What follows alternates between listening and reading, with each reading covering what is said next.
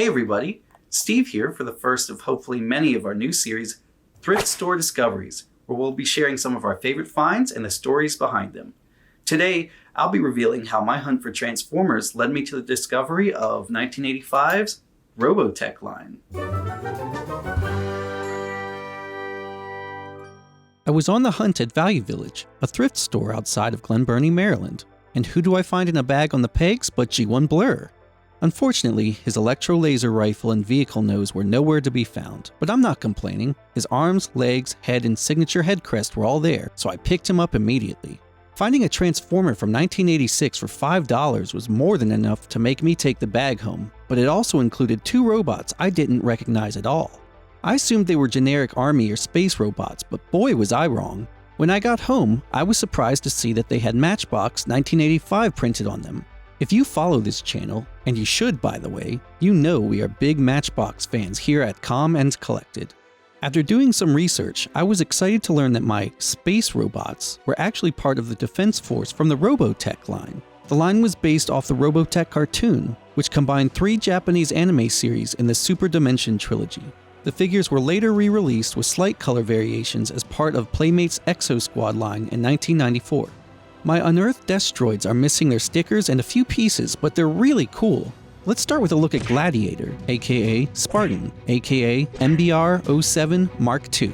It features an opening weapons hatch, which reveals an articulated ion cannon and a machine gun cluster. The gun control sensor beneath it should be able to rotate, but mine is very tight and I don't want to force it, especially with 35-year-old plastic. As for articulation, the Gladiator features shoulder rotation as well as lateral movement. It also has elbow articulation, wrist swivels, waist rotation, a little bit of back and forth on the legs, and curiously enough, toe articulation. Without posable knees, the toe articulation isn't particularly effective. The mech also features a rotating antenna pod, where one of mine had been broken off long ago. The struggles of vintage toy collecting. The Gladiator is awesome though, and will be sure to hold its own against the invading Zentradi forces.